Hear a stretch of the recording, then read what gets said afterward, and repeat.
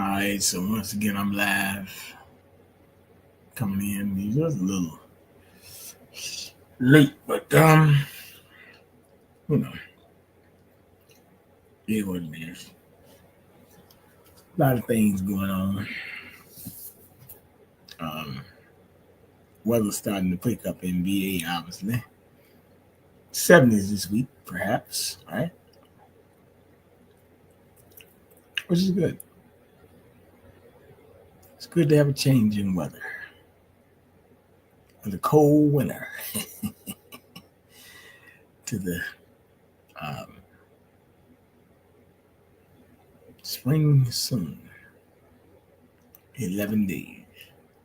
Or 10 days, whatever. So, that'll be good. Good to have it. A lot of things be going on out there, though. A lot of deception.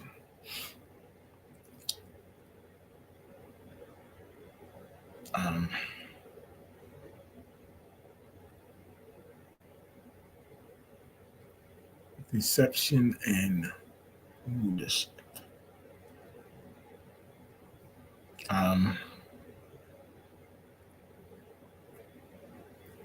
Yeah. Let's see. What juicy article that I want to put up?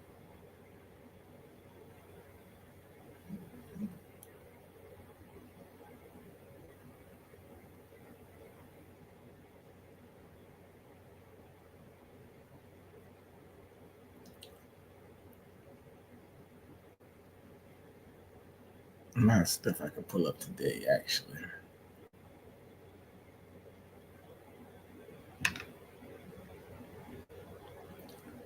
Let's see.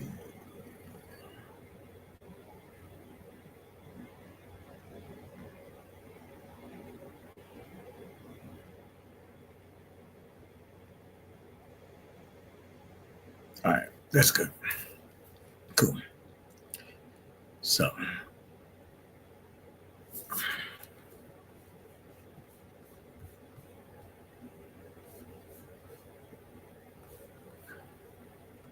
the small plane crash in Pennsylvania. All five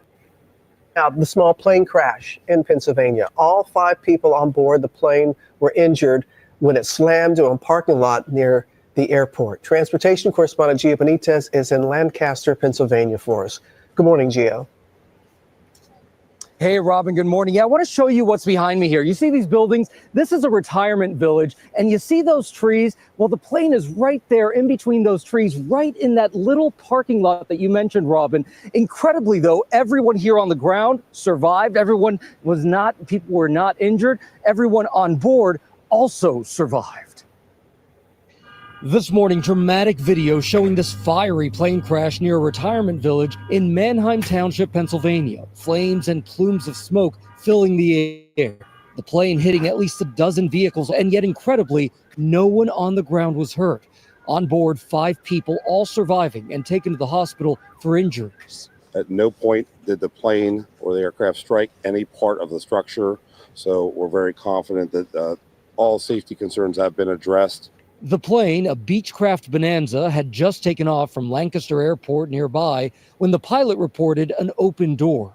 Lancaster Tower, Bonanza 347 Mike has an open door. We need to return for landing. 347 Mike, roger. You want to make it to 31 or 26? Lancaster Tower, I cannot hear you with the wind, so we're going to return to 26. We're going to do downwind.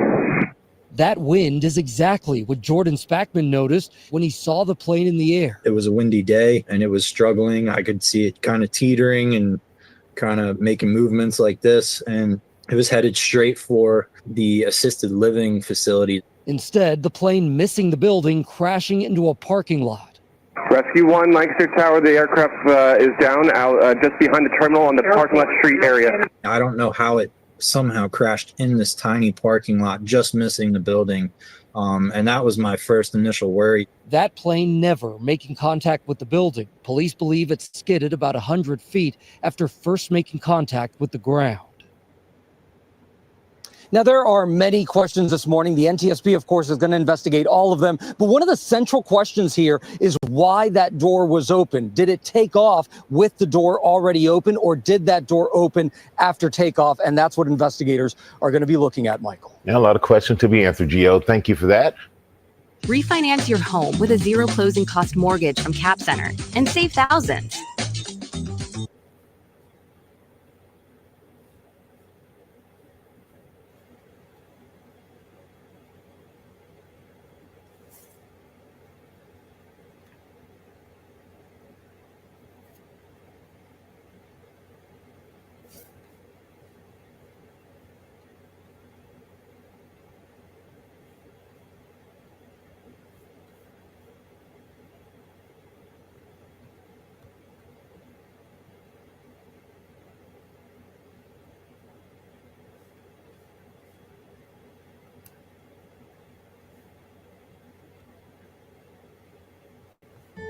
Initially, the fire.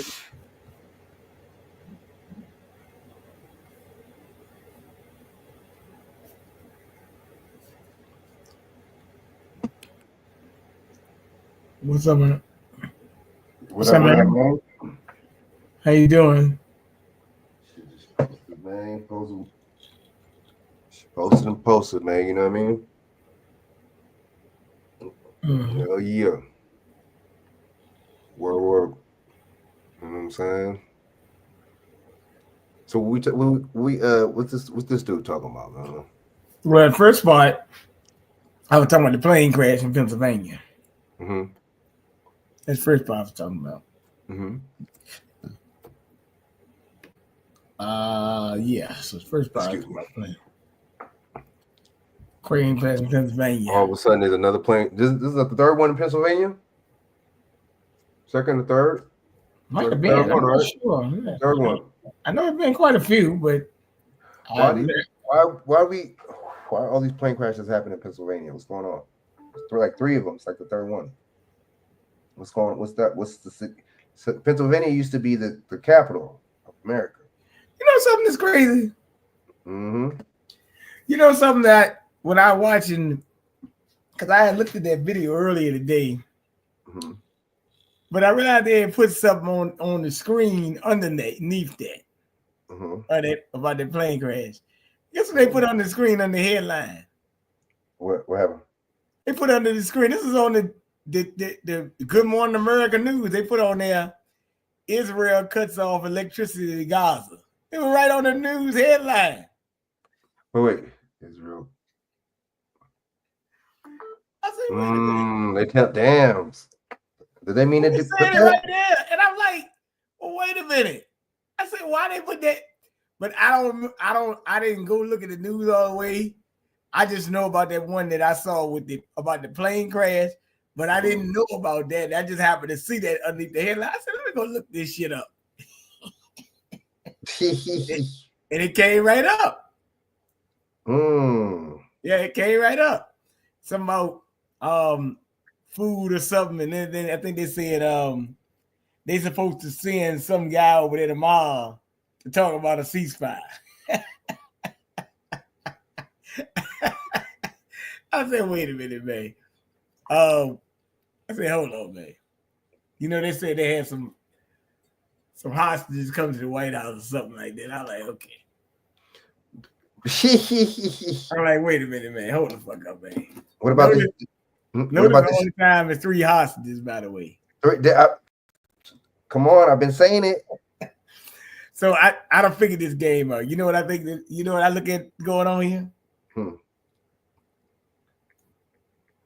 Mm-hmm. They use the hostages, right? Mm-hmm. As a smoke screen to test the waters, right? Mm-hmm. And then they said, we don't get the rest of the hostages, we're going to do this. But they're going to do it anyway. They're going to do it anyway. Right, that makes sense. They're going to do it anyway. Damn. But they use the hostages as a smoke screen for the public. Because I knew something was up too, because you had one set of hostages was all females. The motherfuckers looked like they came from a club med vacation and shit. They was all happy and shit. And then the second group of dudes are 3 fucking skinny older dudes, and then that's when Trump he begins to pushes the psyop even more. Talking, oh man, they look skinny and malnourished. Check this out. If you don't release the rest of the hostages, you're gonna see it, and threatening these motherfuckers and shit. And they didn't release the rest of the hostages, they released some, and he didn't do nothing about that. It's just a psyop, you know what I'm saying? At this point. Well, you know what? I would say this. It is a psyop, but you know what? They're really taking that land though. That's serious. They really doing that. No. It's not even that. It's not even that. I was gonna say what the boy name? What's that little Zionist? Shapiro. That's his name, right? Shapiro. Oh wow. He comes out. So I think they must have been killing some Christians in Syria or something. And he said he basically came out like, that's not good, but basically he was like, some of Israel's enemies are being hurt or something, some crazy shit like that. You gotta go back and listen to it or something like that. So this guy Shapiro is a piece of work, but see, that lets you know they're not putting America over it. I don't care what nobody says. America's not being put over. It's not America first. If you're doing all this for Israel, it's not America first. That's I gotta talk about the stock market too. Dude, that's why I don't be saying shit, man. I gotta talk about the stock market. I gotta talk about the stock market too, because I think they said 1.7 trillion got wiped out the stock market. But real quick, I ain't trying to cut you off. That stock market thing, remember how it crashed for that day? I think that could have been I think that could have been some. I think they could have crashed that motherfucker, you know what I'm saying, and say, okay, you know what I'm saying, now buy this way now. That he could have got motherfuckers some money. They could have came up on that day. That could have been we gotta see. I gotta look more into that, but I will say this. It's not America, I'll tell you that. We got wildfires going on in New York City. New York. That's what this guy talking about right here. It's a lot of stuff. Bro. Didn't they just supposedly kill another black dude in prison? So aren't they having to strike out there? Wait a minute. We got a man that was found dead in the Richmond City jail today, I think. What's going on? You might have to holler at somebody in corrections. You still one of your homies from. I would get some. I would try to get some information. I would get some information. I get that straight. Matter of fact, I'm probably have to make the call tomorrow. But I do know about something don't sound right, PJ. Something don't sound right, man. Something's not right with all this, man. Cause see, okay, so this is what it is. Now you get all these plane crashes, and now you get all these people dead and black people. My bad, dead being killed in prison. Or so-called black. So they hiring correction officers too. There was a sign right when I was coming home today at the Sheridan Hotel. They having a thing inside there to hire corrections officers and food service or something like that. So that's for immigrants. Yeah, probably. No, I mean, with that, I think. But I mean, but see, okay, that's what's up. But see, the thing is, with all this firing shit, dude, motherfuckers getting firing left to right. That's like, damn, dude. Like, you kind of like, you go into one of these fields and shit, you never know, man. It's like, I look at this shit like The Apprentice, man. Well, that wasn't that. I found out something. I found out these private prisons, though, they are putting some of these immigrants in these private prisons. Because I was thinking about it the other day. You gotta say this. These private prisons are run by private investors. As a matter of fact, as I was scouting some things the other day on Miss Pam Bondi. I did realize one thing. She's a registered foreign agent, or was a registered foreign agent of Qatar. Yeah, right. Okay. And then I think dual citizenship, right? She actually is also a I think she got stocks in the private prisons. We got to go check again, make sure. But yeah, see that. My bad. I ain't trying to refer you. There you go. My bad. Okay, there you go. So that's what I'm saying. Like, I'm the kind of guy, I ain't the smartest guy, but I'm gonna think and critically as possible.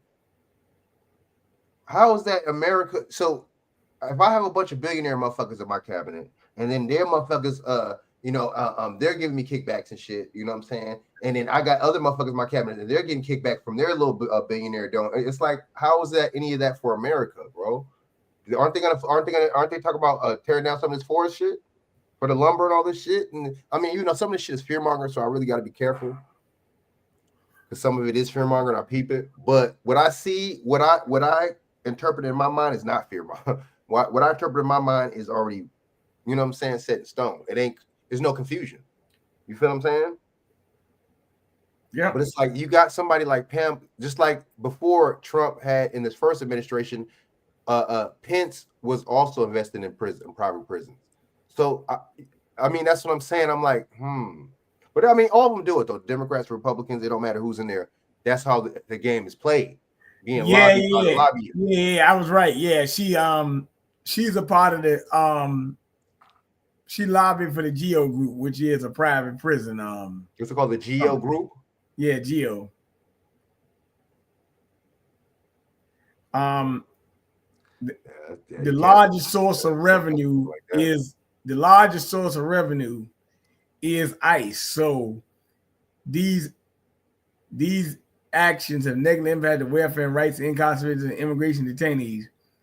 And the Geo Group stands to earn hundreds of millions of dollars during the Trump administration. ICE's largest revenue. So actually, this is they might be deporting, but this is actually a thing for these private prisons too. Didn't I say something was up? DJ, didn't I say something was up from the start? Mm-hmm. And I knew because I said the numbers. I knew how they was reporting. It was weird. And then we seen the protests, and they wasn't taking nobody from the protests. I thought that was strange. And then you seen old girl cosplaying like she was an agent, ICE agent. What's her name? She, the one that looks like she's Chrissy Nolan. One that looks like she could be a stripper or porn star herself. Yeah, okay, yeah, her. So you know what I'm saying? I seen that she was over here cosplaying as an ICE agent. I was like, yeah.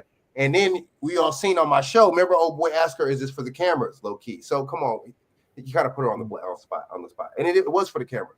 So the thing is, when I see stuff like that, like I said, I'm not the smartest guy, but my mind is computing and it gets to going and shit, and it gets to, you know what I'm saying, making these you know what I'm saying, these hypotheses, man, and drawing these conclusions, bro. That's not American, bro. You feel what I'm saying? So how is that fair? I mean, excuse me, you're not for deporting. You're not really for deporting like that. It was just a smokescreen, like you said. It's actually to fill these prisons. And they get, you know how much money they get? I know it's a money laundering scam because any prisons, you get a certain amount of money from the state. And it's a state incentive and back and forth. Because remember, when Joe Biden was, that crime bill, what was Joe Biden and the motherfuckers doing? They was pushing incentives for the motherfucking states to keep them in there. Am I right? Them states to keep them inmates in there longer. Am I right? For the prisons, am I right? Mm-hmm. And saying you're not going to get the certain or the rate in the prisons in the state. Hey, you're not going to get the certain amount of funding if you don't keep these motherfuckers. Am I right or wrong? Was he not doing that? Mm-hmm. So it's like, that's what I'm saying, dude. Okay, so they're probably getting money from that. And this is my thing. How is that fair that somebody, the attorney general of the company, has assets and has money in privatized prisons? How is that fair, bro? That's a big ass conflict of interest, big time. Well, yeah, I could have told you. I just happened to just say, let me, look it up. But I was actually looking at the Qatar stuff, and then I started looking at, because I know Ballot Partners, another lobbying group, because actually the chief of staff is that, yes, but that is actually right. But let me get to this thing. I'll get to. But would you say that's a conflict? Would you say that's a conflict of interest or no? How does that look for the attorney general? So that's your job to lock people up, and you're the biggest prosecutor, right? How is that not a conflict of interest for you to have money in these private? But see, they all do it in different administrations. That's what I'm saying. I get it. It ain't a Republican thing, and it ain't a Democrat thing. But see, you know what I noticed too? When it comes down to stuff like that, it's both of them are for prisons. They're for privatized prisons. Both of them are to fill the prison industrial complex. It don't matter Democrat or Republican. That's why that crime bill, the Republicans was pushing them and trying to talk about they was tough on crime, and bam, here goes Joe Biden, lock and step with a motherfucking crime bill. So it's both sides, bro. You know what I'm saying? Both sides do it. But I mean, I think as a matter of fact, they work with the Republicans to do it. That's what I'm saying. And then guess who else? The Congressional Black Caucus. What you gonna say? The Black Caucus. Yep. That's right. Now let me pull this up.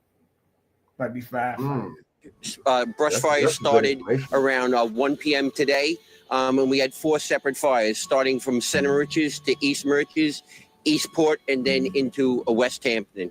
The fire right now currently is 50% contained in the West Hampton area here. We're very much involved in this. We perform road closures, assist. You're involved in it? What do you mean? What does that mean? With the local police agencies. We're also coordinating resources from throughout the state of New York, including aviation, and we're working with our state partners in state emergency management and state homeland security. We want to get everybody back to a state of normalcy. We want everybody to get home safe, and we're going to continue working on this as much as possible.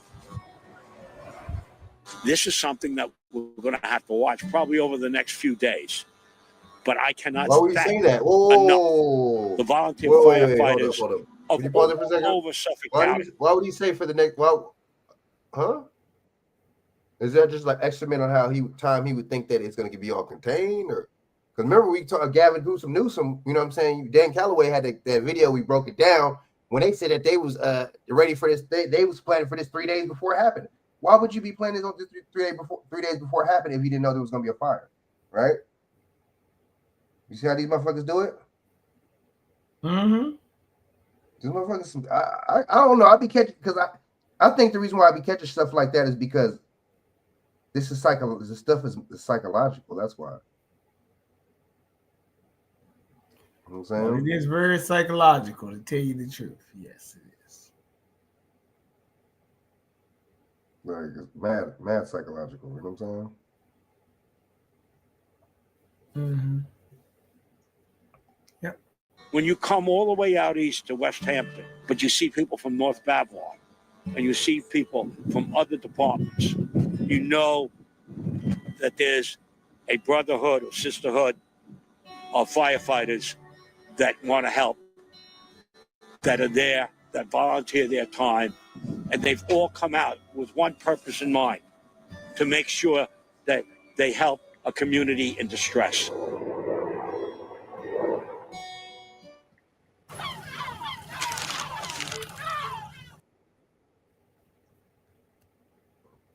Yep. How did the fire start? How did the fire start? How did that shit start? Do they know? BJ, did they say how it started, or how they think it started? I mean, I don't think they named the suspect yet. Because ain't no fire gonna start in no upstate New York like that, bro. You see what I'm saying? Yep. So, but see, okay, you know what you gotta do? We gotta do with this. We gotta see what they plan to build on this land, man. We gotta see what future plans they have for this part of New York, man. By the Hamptons, that's the rich, really rich part of New York, by the way. That's the getaway part of New York, where motherfuckers go and get away. That's the vacation home. And now we need to get to breaking news. You know what I said? What you know what we gotta look into? What they're gonna build if they have if they're trying to build any lithium places, you know what I'm saying, lithium batteries plants, or you know what I'm saying, mining or anything like that. We got to see what's going on in that area, man. You see what I'm saying? Because there ain't no way, man, it's rare for fires in upstate New York like that, bro. You know what I'm saying? You're right. All right, let me go to breaking news right here. So I mentioned it to you. Israel's Minister of Energy and Infrastructure says Israel will cut off electricity to Gaza, quote, immediately. Today's announcement comes just a week after Israel started blocking goods going into Gaza, including food, fuel, and medicine for the more than 2 million people there. Joining me now is ABC News' Lama Hassan, along with ABC News national security and defense analyst and former Deputy Assistant Secretary of Defense for the Middle East, Mick Mulroy. Lama, I want to begin with you. How is this going to impact the people of Gaza who are already in desperate need? Yeah, you're absolutely right, Phil. Why? We are in the holy month of Ramadan, when Muslims fast until sunset, and that's when they break their fast. And as you said, Israel cut off humanitarian aid a week or so ago, which the Palestinians in Gaza depend on heavily. This is desperately needed aid. And now with the electricity switched off, it's unclear how much of an effect this will actually have on Gazans. They have had practically no electricity to begin with since the war started. But still, you can imagine how difficult it is going to be for them. And the reason Israel is doing this is to try to put pressure on Hamas to free the remaining hostages without beginning the negotiations to get to phase 2, which so far hasn't worked. So my feeling is that this will actually... Bro. If you're going to negotiate things, why would you do that if you're going to negotiate with these niggas, bro? If you're going to negotiate and bring it to the table anyway, why are you doing that? And for 2, you know what I'm saying? Oh, I get you. The lady basically told you they're doing this shit because of Ramadan. You see what I'm saying? Dang. Right? Oh, what a coincidence is Ramadan you're doing this shit. See, I don't know, man. I kind of see through a lot of this shit, man. These motherfuckers. Well, I got something to say about that. Basically, sound like to me they trying to say you fasting anyway. So what's a little bit more? That's what it sound like to me. I know, huh? That's some damn. That's some weird. Trying to be funny. Trying to mock them, bro. You know what I'm saying? Mocking them people. That was But see, you know what I don't be tripping. You know what I don't be. See, you know what? How Trump and just all of them sides, the Democrats, all of them are full of shit because they never speak on shit like this. When the Israel, whatever the fuck they're called, when they do something like this to the Palestinians, nobody never. It's funny because neither side ever says anything about that shit. But when the Palestinians so-called do something to them, then they're terrorists. So the terrorists only works one way. Let me. Okay, matter of fact, I'm gonna get to that. I'm gonna get to that in a minute. I'm gonna get to that terrorist. I didn't even know you was gonna. Did I know you was gonna? I didn't even know you was gonna play that. Damn. I'm gonna get to it because it happened. Because it actually. Well, I'm gonna bring it up in a minute. Let me let them play 2 more minutes. I'm gonna bring it up. Exacerbate an already difficult and desperate situation, Phil.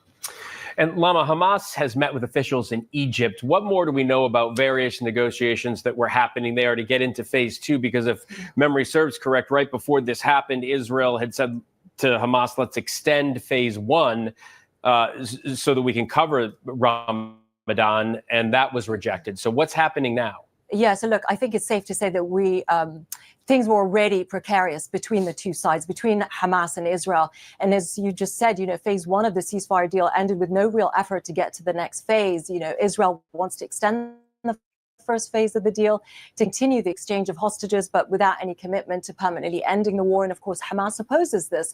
They want to start negotiations as soon as possible. The talks, we know that a delegation from Hamas is engaging in ceasefire talks in Cairo with Egyptian mediators and of course with the help of Qatari officials. We know that an Israeli delegation is going to Doha. So I guess at the moment, we'll just have to wait and see what happens, Phil.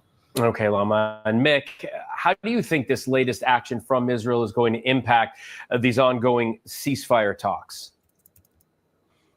So, Phil, this takes a very critical, desperate society in Gaza to the brink of collapse, quite frankly. They have no capacity to make the...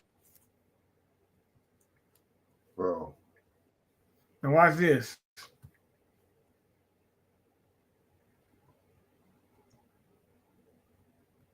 Shit's burnt out, man. Let me go right here.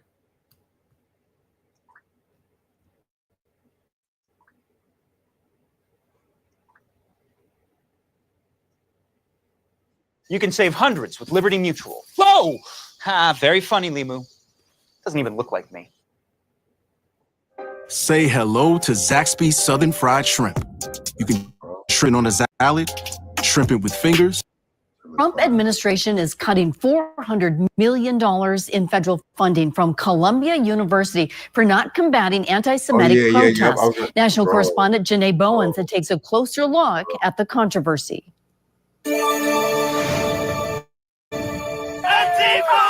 Chaos at Columbia University and its affiliate, Barnard College, as pro-Palestinian protests broke out this week. NYPD made several arrests. Amid the unrest, the Trump administration is canceling $400 million in federal grants and contracts to Columbia University due to what they say is the school's continued inaction in the face of persistent harassment of Jewish students. The president has said he's absolutely not going to allow federal funds to be going to these universities that continue.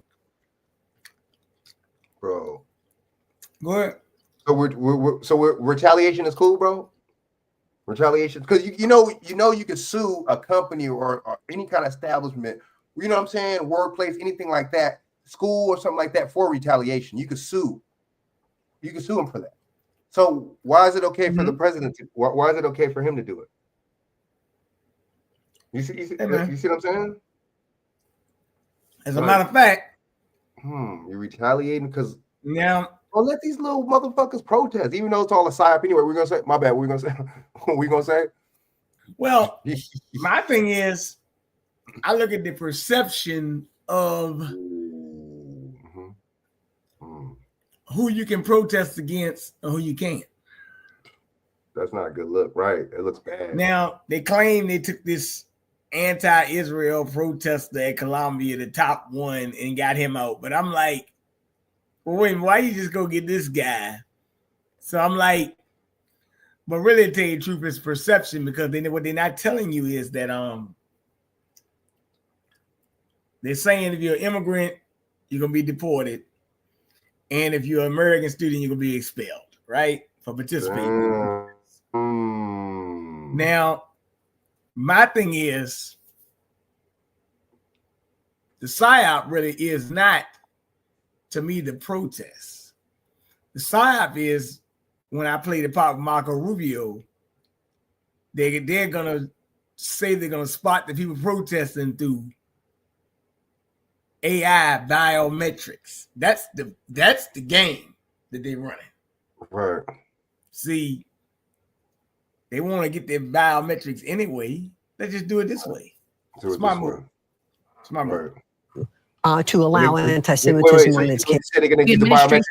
You tell me, using the biometrics on the protesters, right? Hmm? You said you was using the biometric, like as far as like to keep track of these motherfuckers, or what? Keep track and learn who to get. Right, now look. Now check this out. They say protecting the United States from foreign terrorists and other national security and public safety threats. Well, foreign terrorists, like I said, like I said, you could say protesting, but my thing is, only if you're protesting ain't foreign. And you say, and other national security and public safety threats. I know it's some regular motherfucking Americans protesting. Damn, so that's the script, that's the narrative they're throwing up. Damn, they are throwing up the narrative. It's a bunch of Palestinians. Why are they in this country then? Damn, why are they even in this country then, dude? If they're immigrants. Now, here go my thing. We had a protest the other day. Up there. Well, we got a protest here. Yeah, I think we're like a protest, but people speaking out because I'm in Hanover County, which is probably about 25 minutes from me. I think they want to expand a landfill. People talking about that. So people have the right to vent their grievances they want to. I really don't care. But I'm just letting you know that a lot of stuff they're not doing, they telling you protecting the United States. Matter of fact, let me go through this. I'm gonna play that thing what just happened the other day. Aimed at combating anti-Semitism and foreign terrorist threats. In response, a Columbia University spokesperson stated, "We are reviewing the announcement from the federal agencies and pledge to work with the federal government to restore Columbia's federal funding. We take Columbia's legal obligation seriously and understand how serious this announcement is and are committed to combating anti-Semitism and ensuring the safety and well-being of our students, faculty, and staff. The president also said on Truth Social, agitators will be imprisoned or permanently sent back to the country from which they came. In line with the president, the State Department told Fox News that they removed the first foreign student linked to Hamas supporting disruptions on Wednesday. ICE will proceed with removing them from the country. Meanwhile, Trump's critics say his crackdown violates the protesters' constitutional free speech rights. And pro-Palestinian demonstrators say they remain undeterred. These repressive measures are scary, but ultimately not something that is going to stop us in the work that we're doing. The Trump administration says the funding freeze is just the first step in a broader response to what they call a rise in anti-Semitic incidents on campuses. In Washington, now watch this. Some fucking bullshit. Lies like a motherfucker, boy. That's propaganda. That's the definition of propaganda, bro. You know what I'm saying? But see, look, before you go to this next video, how do we not know how do we not know this freezing and all this shit he's doing? How do we not know he's not retaliating against the people, bro? How do we not know he's really not really fucking us over with this freezing and he's letting all these niggas go? Since you retaliating for these protesters and freezing these colleges just because some couple of little snot-nosed motherfuckers is protesting and you retaliating that way with money and funds for them, how do we not know you're not retaliating and doing underhanded shit with our money? You see what I'm saying, BJ? How do we not know this? All this dope shit ain't bullshit, right? Mm-hmm. Bro, you playing with money on the base of the guise of fucking terrorism, bro, and on the guise of harassment of Jews, bro. Like, see that says a lot. Okay, hold on. What's this right here? I'm trying to find it. She look like a robot. What's the White House secretary? She look like a bot. That bitch look like a cyborg. Hey. That bitch look funny. Damn. That bitch looks like AI. You hear what I said? The press secretary look like AI. Nigga. I can't find them. They must not. Shit. Want to just take? Who you gonna talk about? Rubio kissing the what's the name's ass? The Creed people. Oh yeah, he definitely kissed. Yeah. That's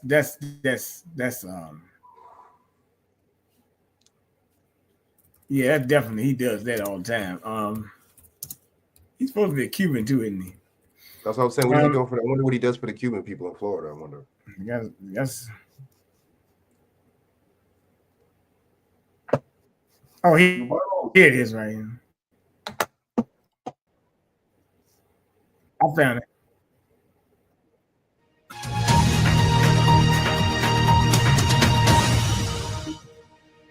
The Trump administration is using technology to find and deport foreign nationals who use college campuses as the backdrop for pro-Hamas protests. Last year, dozens of colleges suffered through occupations and protests in support of Hamas, some of which included violence toward Jewish students and police. This year, protests have again taken place. Whoa, that's dangerous, bro. That's dangerous to say. So, I never knew. Wait, like I said, I ain't the smartest guy, right? I'm computing. I got my mind computing. It's going. I never came to no fucking conclusion that these people are doing this shit for no fucking pro Hamas. Okay, I thought they were doing this shit on for Gaza, for support of Gaza. I didn't know it was to pro Hamas. Well, wait a minute. Now wait a minute. Now check this out. I just thought about some wild shit here. You know all that stuff they made about ISIS and all that. Facts. Like a friend of mine said, why ISIS ain't never attacked Israel? And if Hamas was all that, why the prime minister and all these people in Israel ain't got touched yet? Come on, man, stop this bullshit. Nobody's ever. You're right. Their side never got touched yet. Exactly. See what I'm saying, man? So, look, I'm gonna tell you something. Hamas is a. I will tell you, Hamas is an Israel group that they using as a smokescreen to do what they want to do. All right, let's put it like this. Place. But this year, the State Department is using artificial intelligence to identify protesters and cancel the visas of protesters who support anti-Semitism, according to Axios. The report said Secretary of State Marco Rubio's catch and revoke effort scans the social media accounts of visa holders to look for support for Hamas or other terrorist organizations. The Immigration Nationality Act of 1952 gives Rubio the authority to remove foreign nationals who are a threat. Under President Trump, the Immigration Nationality Act is great again. One State Department official Axios did not name said. The AI-enabled search will also look for visa holders arrested during the Biden administration, but allowed to stay in the country anyhow. We found literally 0 visa revocations during the Biden administration, which suggests a blind eye attitude toward law enforcement, the State Department official said. The official said, the review is necessary because it would be negligent for the department that to national security seriously to ignore publicly available information about visa applicants in terms of AI tools. AI is one of the resources available to the government that's very different from where we were technologically decades ago. Axios said the Departments of Justice and Homeland Security are collaborating on the effort. The hunt for Hamas sympathizers who should be targeted has already produced results, according to Fox News. Yesterday evening, we revoked the first visa of an alien who was previously cited for criminal behavior in connection with Hamas supporting disruptions, the State Department said. This individual was a university student. ICE will proceed with removing this person from the country. In January, Trump warned protesters what was coming in a fact sheet released by the White House as part of Trump's executive order to fight anti-Semitism. To all the resident aliens who joined in the pro-jihadist protests, we put you on notice. Come 2025, we will find you, and we will deport you, Trump said then. I will also quickly cancel the student visas of all Hamas sympathizers on college campuses, which have been infested with radicalism like never before.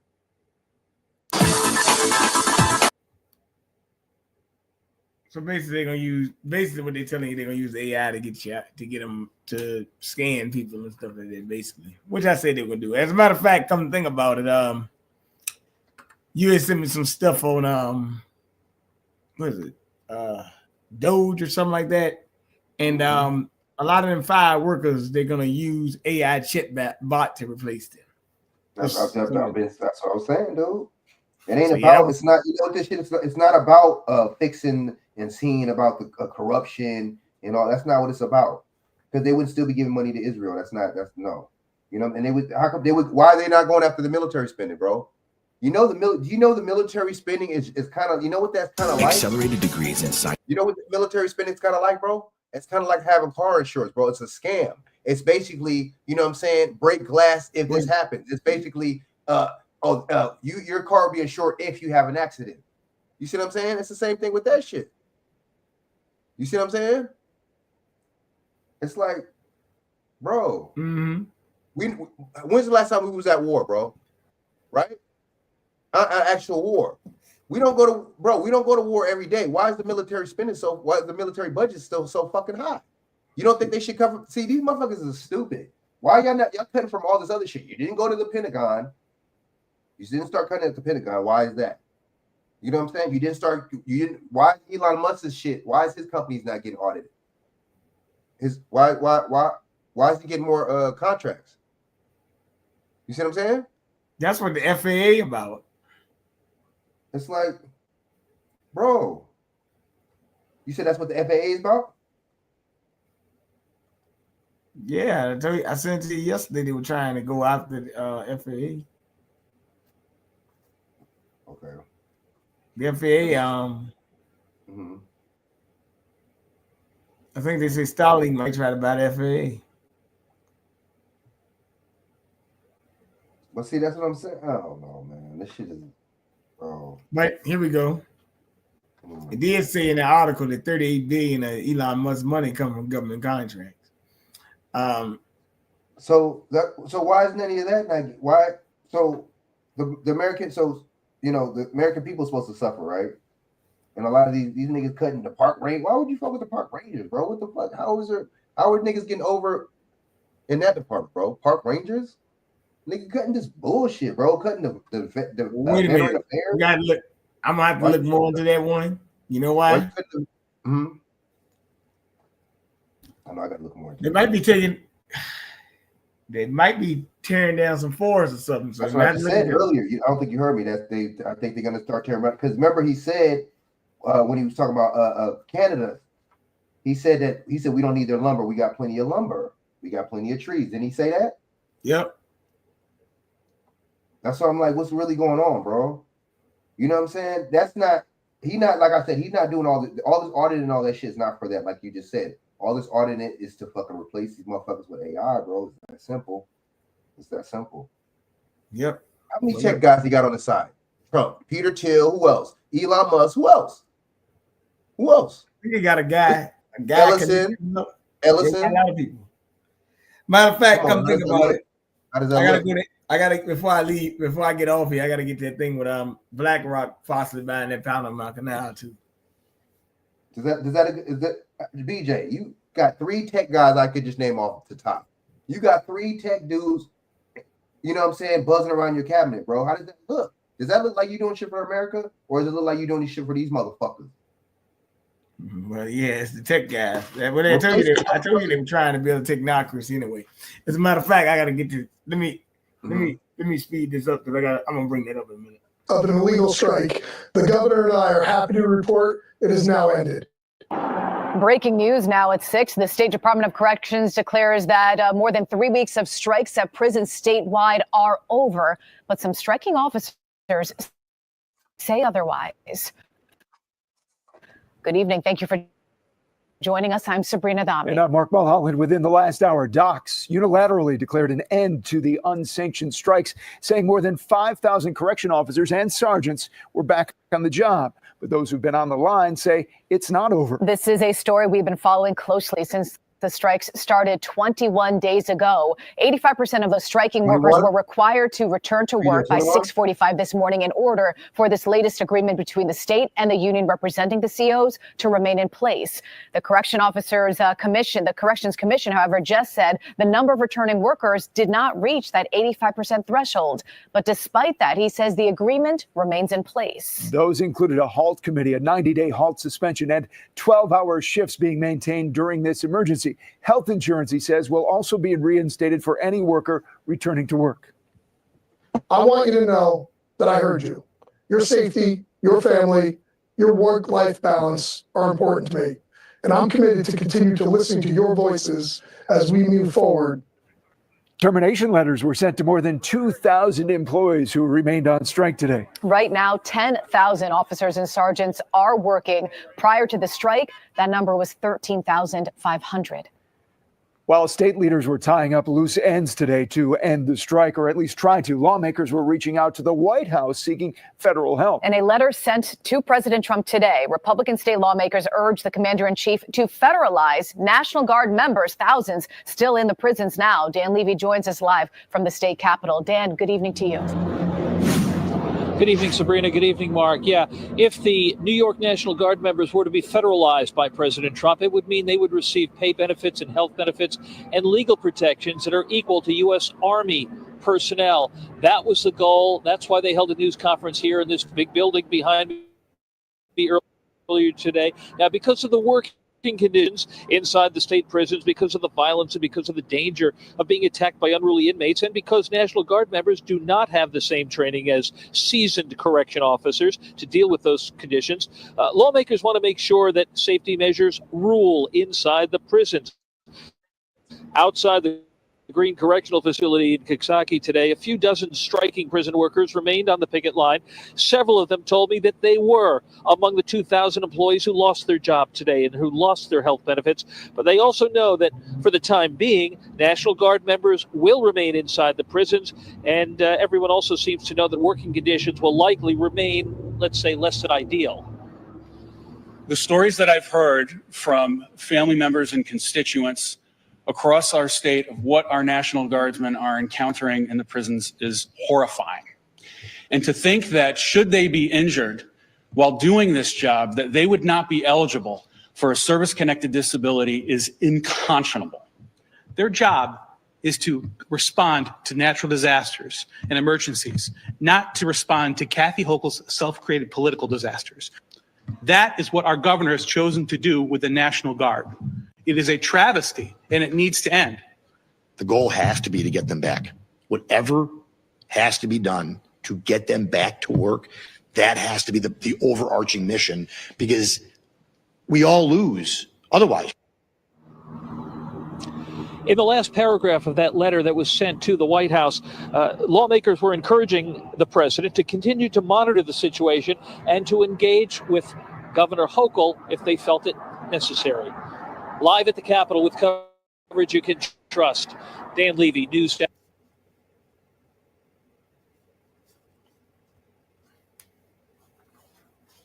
Yeah, that's kind of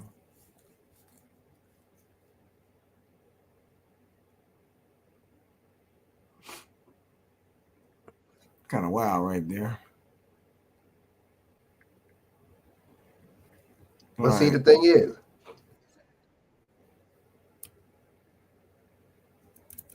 okay. I'm gonna say, but look, the thing is, look, I agree. Why are you bringing the National Guard in there? Look, let these motherfuckers hold their own nuts. They going through some conditions of old motherfucking. Yeah, motherfuckers are also killing men, unarmed motherfucking men with handcuffs on. By the way, shackles. You killing them. You know what I'm saying? In the jails. Nobody's talking about that. You see how they doing this, BJ? You see how the bait and switch. You see how this is gonna just overshadow Robert Brooks. You see how this is the motherfuckers ain't gonna pay attention to that no more. They're gonna pay attention to this. You see how they do it? The media has a lot to do with this shit. You see how they do that? You're not going to be thinking about Robert Brooks, are you? Mm-mm. You're not going to be thinking about the fact. You're going to be thinking about how, two things they have to work 24 hours a day. Oh, my God.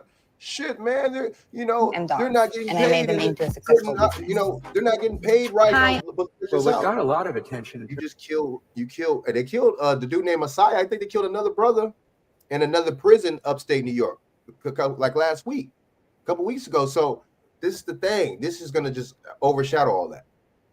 I don't got no sympathy for the people, but at the same time, you like they say, you don't use the National Guard for your little private prison. You know what I'm saying?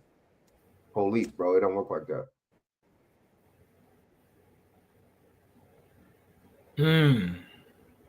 I agree with them. What you think about that? About them using the National Guard? Well, National Guard is military, right? Uh-oh. Yep. Yes, they are. So will your prison be military occupied? See, you know what they're doing, BJ? They're bringing all this shit to light. They're bringing all this shit is happening, but there's so much different events going on and so much different psyops to where we're not paying attention to the fact that they're actually getting this shit prepared to where it's here. My bad, it's already here. They're pushing the shit and they're putting it on the stage now. Watch, we're gonna hear more stories about military and prisons. Military prisons. Watch, we're gonna hear more stories about that. This is not gonna be the only one. Only thing about it is I like what you're saying, but this is gonna be like military prison with a digital prison combined involved as well through biometrics. But here goes your boy. Here goes Larry Fink back on the scene.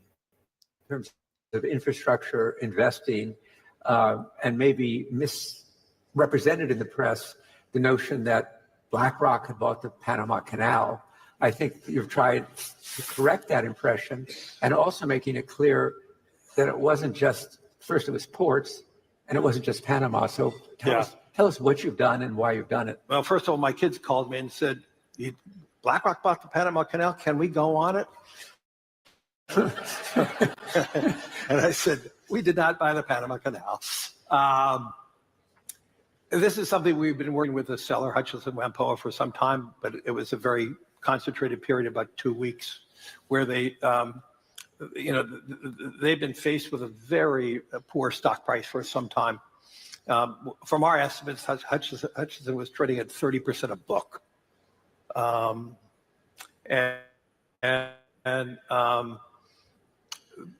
they decided after much deliberation to see what the market would take related to selling their 44 ports in 32 countries.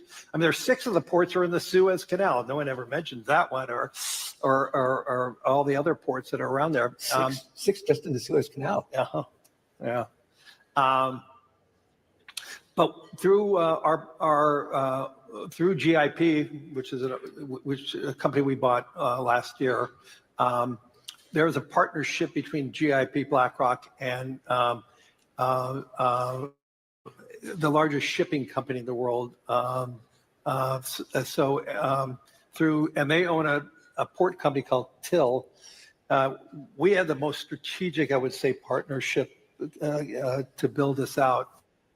And through this acquisition, we are going to have 100 ports in our portfolio. And we look at this as a real milestone and a real opportunity. Unfortunately, the far left and the far right didn't mention that we bought 44 ports. They mentioned we bought 2.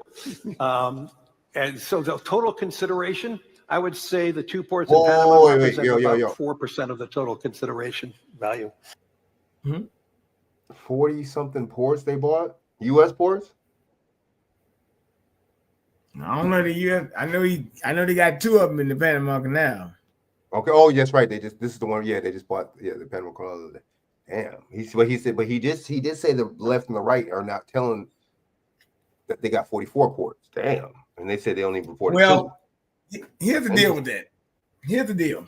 Mm-hmm. When you watched State of the Union last week, Trump said that we got an American company that's going to be buying the Panama Canal. Mm-hmm. He didn't say a BlackRock, but I already knew that.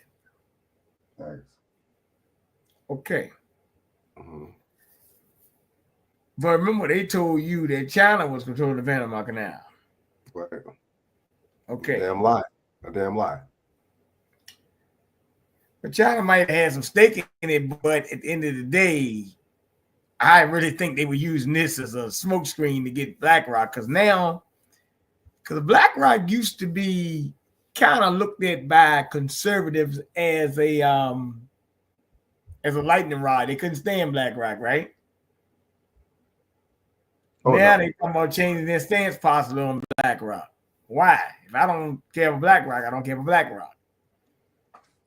Motherfuckers is all the same, man. So it goes to show you that now that this administration office now, we're not gonna talk about BlackRock anymore. Why not? You were talking about them before.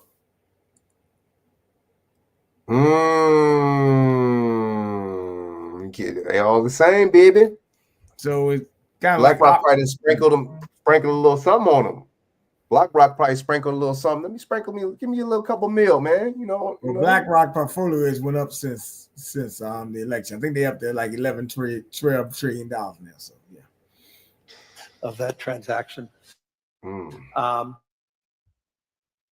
And so, but that's another great example of private capital coming there. The amount of demand that we have heard from our LPs, our co-investors across the board, I believe we probably could syndicate this about 3 times. Are ports a good business?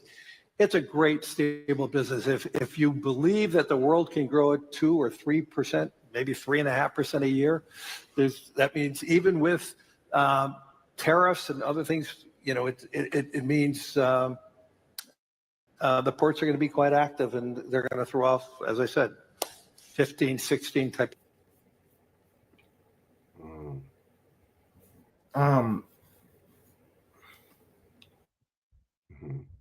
What are they doing up there, man? My niggas running or something. Okay, what's the guy name? Zach. Okay.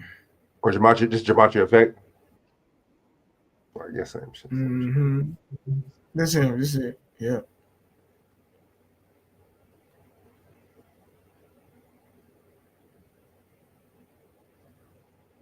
Come on. You're trying to go to wasn't it? I would just click on one of them and then go to it'll show the newest videos and shit. Click on the little red thing. Let's go to the newest one. This shit. Great. Click on it again. You go to. Go to the.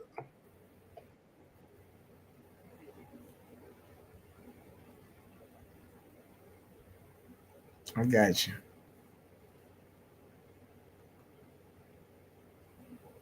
There we go. Welcome back, Truth Seeker. In the headlines, BlackRock purchases ports in the Panama Canal. And again, this goes along with Donald Trump wanting the United States government to take back control of the Panama Canal, which it helped build decades ago. We talked about how Jimmy Carter, who recently passed, gave control of the Panama Canal back to Panama in 1977, 47 years and change ago. We're approaching the 48th anniversary. And in light of that being in 77, go figure that BlackRock, this partner of the World Economic Forum, which is ran by the Jesuit Klaus Schwab, go figure that this ritual happens today, March 4th, 77 days after the first ever Jesuit Pope's birthday. That's Pope Francis. And you can see in Gematria, Panama Canal equates to 77 like United States. And remember, the Jesuits are big on 201. That's why Klaus Schwab put on the Event 201 simulation the day of the Military World Games in Wuhan, China, right before the scandemic went underway. Again, 201, big number with the Jesuits. The Jesuit order equates to 201. Today is also 201 days after the Jesuit order's birthday, or their establishment anniversary, August 15th. They were born on August 15th in Paris, France, in 1534. Thus, Pope Francis, the first Jesuit pope, the first to live in Suite 201 at the Vatican. But yes, 201 days after their birthday, this goes down. Again, BlackRock is a big partner of the Jesuit-run World Economic Forum. So, how perfect, right? And the head of BlackRock is Larry Fink. His birthday leaves 59 days left in the year, which is perfect because BlackRock equals 59 like Pope Francis. That means today is 122 days after his birthday. Pope Francis also equates to 122, just like the Jesuit motto, Isus hominum salvator equates to 122. And notice BlackRock was founded in 88. The Pope's 88 right now. Of course, Trump in Gematria equates to 88. Larry Fink's 72 years old, like we got the first Jesuit Pope on the 72nd day of the year, like how Jesuit order equates to 72, as does President Trump. Again, if you're new here, Gematria, very simple practice of coding numbers into words. My website, you can hop on the calculator, quickly calculate with the 4 base ciphers. Just type in a word, Pope Francis, you will see the 4 base ciphers instantly with the alphabetic order 122. Again, today's 122 days after Larry Fink's birthday. The ritual is synced with him and the Pope. Keep in mind, today's also 263 days after Trump's birthday, the 56th prime, and Pope equals 56, as does Society of Jesus, as does Washington, D.C. But yes, these are the 4 base ciphers of Pope Francis. 59 goes with Benedict stepping down on the 59th day of the year. The 59th election is where we got Joe Biden as number 46, exactly 46 weeks after the Pope's birthday. Pope Francis 175. Who can forget when Boston fell to 17-5 in the finals versus Golden State? Synced up with Golden State beating Boston that year on the Pope's birthday. And then Pope Francis also 58, like how he became a Jesuit in 1958. Also going with Trump winning the 58th election after announcing from the 58-story Trump Tower. But yeah, it's all major league ritualism, and it should remind you that this calendar is named after the Pope. And again, it's the Jesuits who gave us the calendar and the language, and they do run this nation. That's why the capital city was moved to their stronghold, Washington, D.C. All right. That's why it was right. That's why it was moved to D.C. Right. And that's why all these plane crashes that happen in Philadelphia or Pennsylvania, right? Damn. But see, the thing is, what's really going? See that it's fine and dandy and everything. Why is nobody really trying to get to the fucking bottom? Why these planes crashing? What's really going on? I'm just seeing a lot of bullshit. I'm seeing the media, and you see the media and a lot of these outlets and a lot of these places. They're really not trying to get to the bottom of the shit either. There's it happened. Oh well, and then you'll get some fear mongering. You get some shit. Oh man, because of DEI and Trump said all. It's like, bro, fuck all that. What is the real reason? What's going on? Is this one big psyop? Is it a false flag? Is it warfare? Are these motherfuckers getting hit with some kind of weapon? I mean, what the fuck is going on?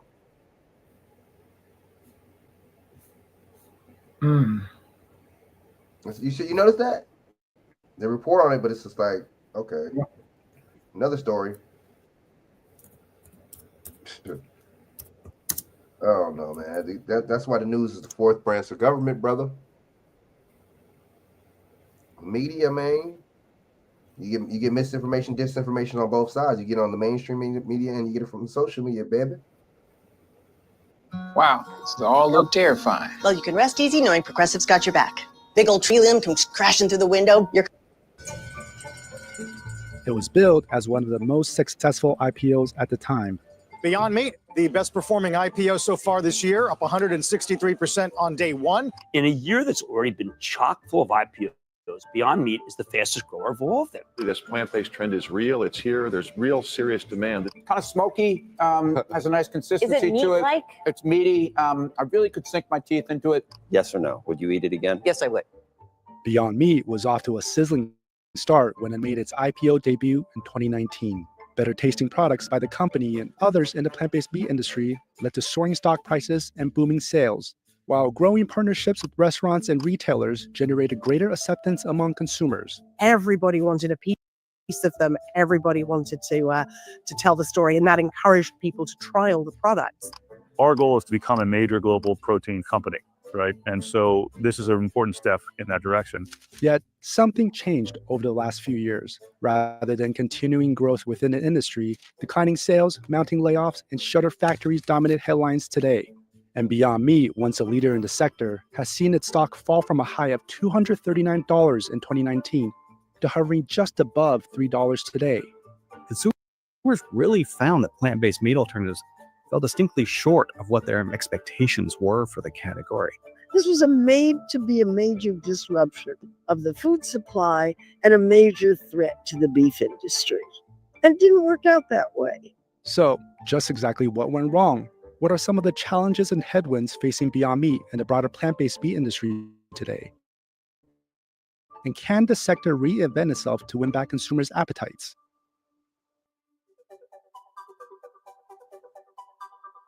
So the plant-based meat industry was historically very much about bean burgers, things that were very traditional. Going back to the 80s and 90s, the veggie burger was very big, products that appealed traditionally towards the vegan community. And then around about 2016 or so, we started to hear about these new next generation versions, which were basically Beyond Meat's Beyond Burger and Impossible Foods version as well. It's only been in the past 5, 6, 7, 8 years now, we've really seen more of a commercialization through Beyond Meat, through Impossible Foods, really going directly after that traditional meat and beef eater in the plant-based space. Beyond Meat has become one of the fastest growing food companies in America because it's got a brilliant concept. It's got the same taste, same scent, same texture of real meat. Beyond Meat was a work in progress for a number of years, really perfecting the product itself through various iterations over the years, and going public when it did, it was really in the throes of some real significant exuberance in the overall IPO market, which drove the initial valuation. So this is just taking something that's been around for a really long time and taking it one step further for people who are trying to avoid meat but really want to eat meat. And this was something that they could do. Initially, these companies really benefited from being embraced by quick service restaurants. The excitement was that you could easily go into a quick service restaurant and try one of these products without the added burden of having to buy the products at the grocery store and go home and try to figure out how to cook them. Beyond Meat's successful IPO in 2019 aligned with the broader excitement around meat substitutes. Total dollar sales of the overall market reached $1.3 billion in 2020, a 46% increase from 2019. Much of the initial bullishness around the Beyond Meat investment case around the time of the IPO was the expectation that plant-based meat could achieve a similar market share in the meat market that plant-based beverages achieved in the cow's milk market. If plant-based meat turns out to be anything like plant-based milk, there'll be enough business to go around and the upside could be enormous. Back in the day, people really thought that the animal meat industry would be similarly disrupted. Unfortunately, over the past couple of years, the market has not grown as quickly as was baked into the IPO process, and that's where the stock has had some issues. In addition to Beyond Meat's tumbling stock price, which has seen more than a 90% drop from its all-time high, overall sales for the broader industry has also stagnated, experiencing 3 straight years of a decline since 2020. Ultimately, I think it was the fact that the products weren't as craveable as animal meat and are still somewhat more expensive than animal meat is what's brought it to an end. You are going to experience, when you're doing something disruptive, pushback from the incumbent industry and in general turbulence for stability, and we have certainly experienced that. Compared to traditional meats, many plant-based alternatives cost more on a relative basis, which can deter consumers from making a switch to meatless options. Meat alternatives have a $4.20 per pound price gap compared to conventional meat, versus a 31 cents per pound price gap for dairy alternatives. The one disadvantage that plant-based meat has had thus far relative to plant-based beverages is plant-based beverages sort of slots in on the shelf as a mid-priced product, where yes, it's more expensive than traditional cow's milk, but it's priced at a discount to organic milk. Whereas plant-based meat, there really is no widespread organic offering out there. So you're coming in as the premium option in the category. So I think that's been an issue in terms of slowing the rate of adoption overall. With inflation, we saw consumers kind of revert back to a lot of their more traditional buying patterns simply because they were more in line with what they were comfortable spending. When times are tight, consumers are cutting back. They're much more reluctant to try new products they may not like. Meanwhile, restaurant partnerships, while a largely successful endeavor in Europe, have not seen the same level of success here in the US. The problem was that here in the US, we have a real drive-through focus with our quick service restaurants, particularly the burger chains. On the operator side, the complexity that plant-based meat introduces into the kitchen, keeping plant-based meat segregated from traditional meat on the grill, has been a headwind. If the demand is not high enough so that you can prepare these products ahead of time and you're going to have sufficient frequency of ordering these products so that you don't have to hold the line up, the whole idea of having plant-based burgers kind of starts to break down. Thinking about your traditional, QSR customer, is that really the core customer who's focused on health and wellness and nutrition and is willing to pay a premium price for that sort of plant-based meat alternative? Is that the right channel? And in many cases, we believe not. CNBC reached out to Beyond Meat and Impossible Foods to participate in the story, but neither accommodated our request for comment. When you have Fios Home Internet, you can get entertainment you already love for less. Like Netflix and Max, Disney Plus, Hulu, and ESPN Plus. Save on them all. Plans start. From the debut of Impossible Foods or Beyond Meat, they really targeted that consumer that was looking for a healthier protein option. I think initially the message that they were better for you than animal meat was very, very clear and clean. So no cholesterol, lower levels of saturated fat. America has a population problem. And no, I'm not talking about the baby bust. I'm talking about the baby boom, the one that happened back in the 1940s. Baby boomers. There's an estimated 69 million of them in the US, making up 21% of the US population and holding more than half of the nation's wealth. They're soon going to be hitting their long-term care years in a major way.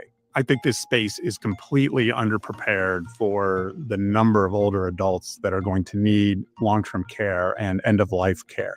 As baby boomers move toward retirement homes, nursing facilities, and hospice care, they're flooding into an already struggling industry plagued by labor shortages, climbing costs, and chronic government underfunding. Since 2020, the U.S. has lost more than 62,000 nursing home beds and saw 774 nursing homes close their doors. Currently, the U.S. has more than 14,000 nursing homes and long-term care facilities to provide for almost 5 million Americans. We've historically relied heavily on families. There's not going to be the number of family members that we've had in the past. We came to the decision that it was time for hospice. It wasn't a surprise, but it was a very difficult emotional decision because when you think of hospice, you typically think of death. Now, Wall Street is looking at the aging cohort as a money-making opportunity, with both public companies and private equity dollars flooding into the space.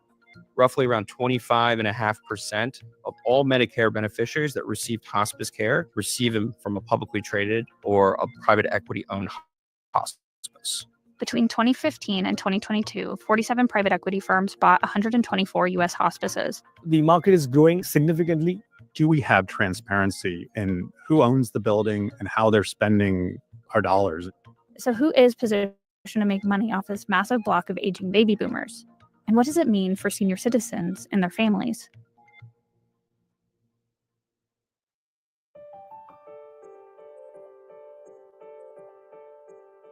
The U.S. senior care space is siloed into two categories. Long-term care includes services like nursing homes, assisted living, and home-based care, valued at $577 billion. Then there's end-of-life care. That includes shorter-term services like hospice and palliative care, estimated to be worth $14.5 billion in 2025 and growing. We believe it is going to grow at 8.7% for the next 7 years to reach around $26 billion by 2032. And there's a reason it's seen all this growth, because senior care in the U.S. is pricey.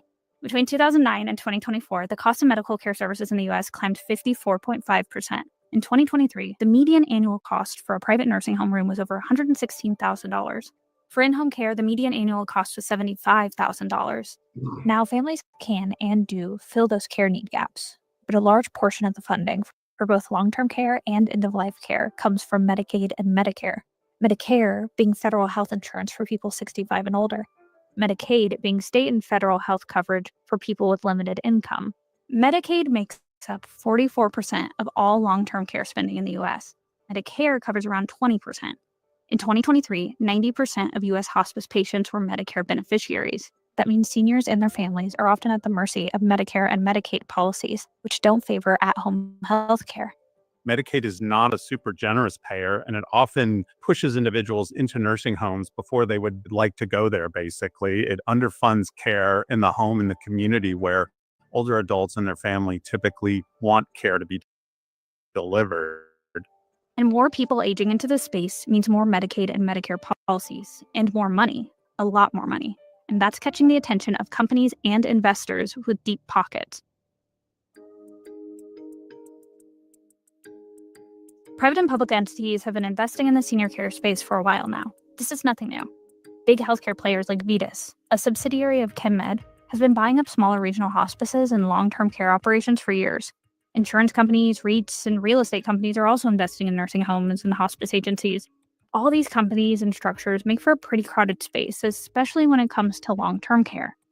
This is highly segregated or highly fragmented market. The top 10 competitors in this space may not account more than 10% of market share.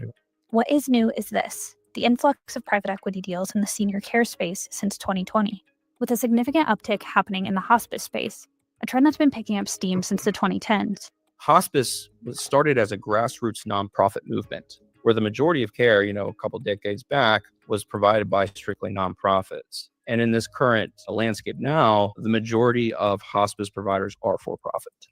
Between 2011 and 2019, there were 409 private equity transactions involving hospice agencies. 58% of those transactions involved buying a nonprofit hospice. Now, 75% of hospice agencies in the U.S. are run on a for-profit model of some kind. Historically, we've had low interest rates. So that means that money is cheap to borrow. Hospice is interesting because you don't need a lot of capital to start one. You don't need a traditional brick and mortar setting to provide hospice care. The care can be provided in a person's home, a nursing home, an assisted living facility. And so the margins can be very high.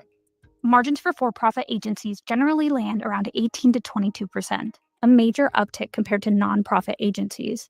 There's a lot of factors drawing private investors into the hospice space, but most experts point to Medicare's fixed payment model as a driver. Hospice is paid on a daily rate or a per diem rate based on the level of care provided, regardless of the number of services rendered in a given day. So for each patient that is enrolled in hospice, for each day, they're reimbursed a fixed amount.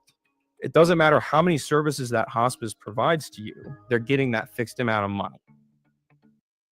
What if recording high-quality content, editing like a pro, and streaming like a star was as simple as hitting record.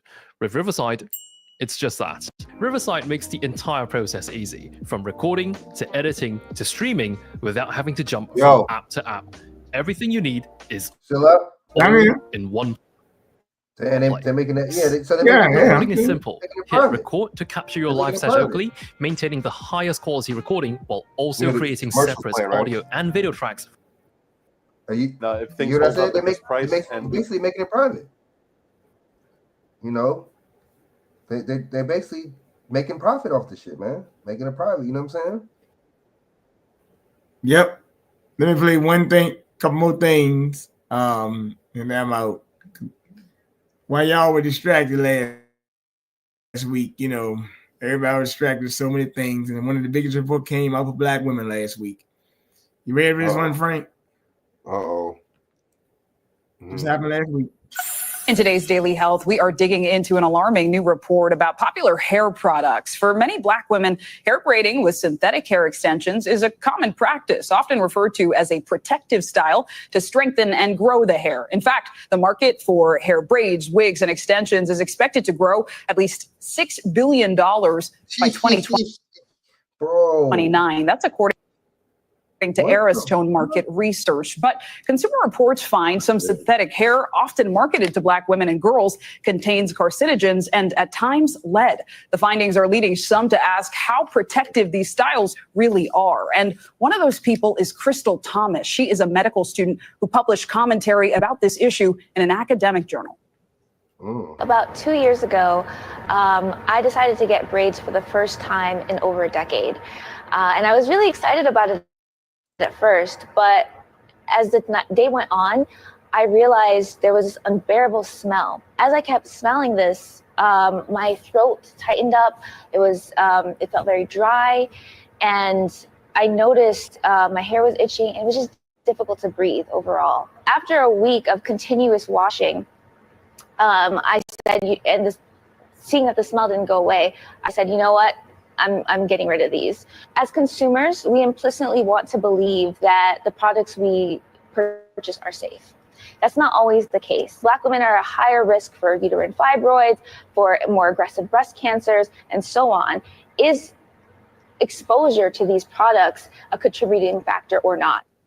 Here to help us explore some of those questions is Ami Zoda. She's an associate professor at Columbia University School of Public Health. Thank you so much for joining us. So I want to start with some of Consumer Reports' findings, and they really raised some eyebrows. They looked at 10 different synthetic hair products from multiple companies, and 100% of them, they found carcinogens. Those are chemicals that can cause cancer. In 9 out of 10, they found lead, and they often found other issues in compounds, and they also found volatile organic compounds, or VOCs. So my question to you is, what is the impact of repeated exposure to chemicals like this, especially given that braids are so often worn for weeks at a time? Yes, thank you for that question, and thank you for covering this important issue. So I just want to say first that this important new report adds to a growing body of evidence that really shines a light on the fact that hair products, as well as other beauty products and cosmetics, especially those marketed to Black women and girls, contain many chemicals of concern, and that we need to do something about it to make sure people are protected. But specifically to the report, we know that some of these chemicals like lead and benzene are really problematic for health, and that really there's no safe level of exposure. We also know other chemicals like methylene chloride, which was found in certain products, is banned in consumer products from the EPA, and it's also on the restricted list of chemicals by the FDA. So they have a list of 11 chemicals that are not allowed in cosmetics, and methylene chloride is one of them. Wow. And notably, right, this was a study of 10 products, but there are so many more on the market. Crystal Thomas, who we heard from, said she used Kaneka, and we reached out to all of the brands who were in that study, we did not immediately hear back. But prior, Consumer Reports got a statement from Kaneka, and they said in part that they only manufacture the five that are used in their hair products, but they do not produce the final product. And so my question to you is, who is ultimately responsible for what goes into our cosmetics and our hair products? That's a great question. So at the national level, the FDA regulates cosmetics, but not synthetic braids. Not right now. Not right now. But really, this industry is really underregulated. So they don't have authority to recall products. They don't have a list of chemicals of concern that companies have to check for. And even for the types of tests that companies often do to test the health and safety, they're really looking for acute health concerns like gross, like very extreme reproductive and developmental toxicity. Right, but these longer studies take more time. Right. So I wonder, for someone at home in a line or two, what's your advice to them if they say, I want to braid my hair, but I don't know if it's safe? That's a great question. So I think there are a few companies that are trying to make non-toxic plant-based alternatives. Of course. Isn't this lady? She look like Indian lady. I'm out. Never mind. But my thing is, yeah, look like to me. But the thing is, see, it's crazy because a lot of that hair, some of that these motherfucking wigs and shit come from these people the people that look like her. Wow, interesting. They give you a lady to report on it, the expert, and then hair comes from her. People that look like her. Wow, what a coincidence, BJ. You notice that? Yeah, but you know what the big I'm talking about the real is? hair, that actual, or not, you know what I mean, the actual wig hair, but the chemicals in that motherfucker. But see, that's what I'm saying, bro. Will these women stop using these wigs and weed? Now we got the reports on it. Well, I guess only a couple of people report on this. But now that it's out there like that, will they stop? That's my question. Will they stop? No. They brought it up. Look at me. They said billions. They brought it up. They brought this up. This report was put out last Tuesday or Monday. I think they had the State of the Union, which is good and all that. But at the end of the day, like I said, a lot of time when this report was just dropped last week, bro. And I was just a little amazed that nobody really took the time to cover this. So I just had to go back and find even it. black women YouTubers don't be covering stuff like this. I noticed that. Yeah, they covered everything else. Either side, Republican, Democrat, don't matter. Neither one. That's a good. And they said lead, but it's all types of stuff. Cancerous, it's all types of stuff. Like you said, the thyroid. Yep. You know what I'm saying? I know people in my family be having thyroid problems. You see what I'm saying? That's what I'm saying. And they said it's supposed to make over how many, 20, 29 or some shit or something? They're supposed to make how many more billion? That's 6-something billion. That's wild, Yeah, man. That's how it's going, brother. So just relax and keep it going, brother. That's all I was want to let you know. Just keep it going. Don't worry about it. Act like I never said it, because as soon as you walk out, and you do it tomorrow, you can see a woman weave. So don't worry about it. I said just remember that. Hey, look, man. This is how it. That's just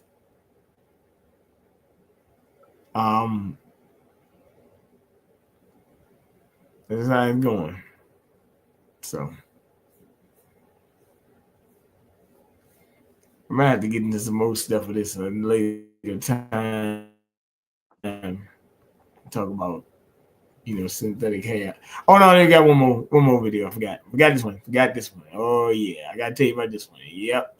Forgot about it. Because I'm gonna come back on tomorrow. So you think you know Wix? Do you really? First up, we've got Shake Video.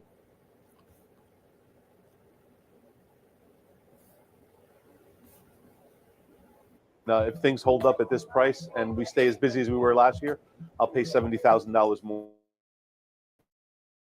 for eggs than I did last year. That's Theodore Karunos, the owner of Manhattan Square Diner. With egg prices soaring, he's choosing to foot the bill for now, worrying his customers don't deserve another price hike. But he says his breaking point might be nearing. I can't just absorb that hit for the next 9 months. I was hoping that prices would come down, but most from what I've been hearing is they're going to stay high for at least another 6 months.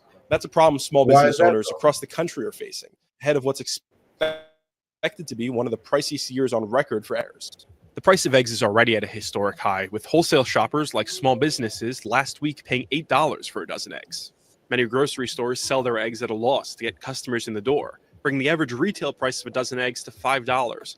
The USDA predicts that price might increase 40% this year, and experts are warning those prices might stay high even if the supply of eggs in the United States rebounds. Since the country's first major outbreak of bird flu in 2015, egg and poultry farmers have been trying to maintain a steady supply of healthy egg-laying chickens. In 2022, the avian flu again began to wreak havoc, and since last year, there's been a surge of outbreaks in commercial poultry farms that has been particularly devastating. The biggest difference of late is just that it has been more lethal and really devastated our nation's egg supply. Karen Rispoli is the managing editor of the eggs division at Expana, a firm that collects and tracks the price of eggs. In just 4 months, we've lost 52 million layers and pullets within our nation's egg supply, which is vastly different than any other outbreak that we've seen in the past. While the supply of eggs is at a 10-year low, the demand for eggs has stayed high. There's this immediate supply constriction, and this is a good that's very inelastic, meaning that it's a very low-priced good, and it's a staple of people's diets, and therefore people keep buying it even when prices go up. Those high prices and strong demand create a perfect storm for consumers and small businesses to pick up the tab, even when the supply of eggs eventually rebounds. Rispoli pointed to the last time the price of eggs skyrocketed in 2022 due to the bird flu. As the market corrected and came down substantially, retailers were then holding shelf prices higher to try and recapture some of the margin that they had previously forfeited. Some egg producers are making money from the surge too. Cal-Maine Foods, the largest producer and distributor of eggs in the United States, tripled their profits in 2023 after the price of eggs surged, and this fiscal year their gross profit is up more than 300%. So who's getting the short end of the stick here? Small farmers are struggling to cope with the loss of their entire flocks once one chicken is infected with the bird flu. Grocery shoppers are seeing the price of a dozen eggs as high as $10. Consumers are paying an egg surcharge at big chains like Waffle House and Denny's, and small business owners are grappling with whether to absorb the high cost of eggs or pass the price to their customers. Of course, we don't want to charge extra our customers because we don't want to, this is not our customers' fault, But I don't know how long we're going to last without charging some extra. Johnny Romano's restaurant might have been made famous as the fictional stand-in for Monk's Cafe and Seinfeld, but the high cost of eggs has had a very real impact on his bottom line. In the case of a restaurant, they aren't necessarily able to pass on the full price increase. It's not we're not talking about a simple commodity where the market's clear immediately and you just have to pass on the full price increase. At the Hungarian pastry shop in Manhattan, owner Philip Benyoris is trying his best not to pass the cost of eggs to his customers. It's frustrating. I would like to not raise our prices. I think that we have fair prices, and I like to be able to keep them stable. At Little Italy's famous Ferrara Bakery and Cafe, co-owner Ernest Lapori is refusing to increase his prices, even though he relies on eggs for nearly 50% of his bakery's pastries. In the cannoli, there's egg yolks. In our cookies, there's egg whites. The tricolor, there's all fresh eggs. We are so egg heavy. For now, Lapori is keeping his prices steady, saving money elsewhere and making smaller batches to reduce waste. But for many small businesses, a price hike might be out of their control. I'm just kind of waiting to see how bad this gets before I make a decision on how I'm going to.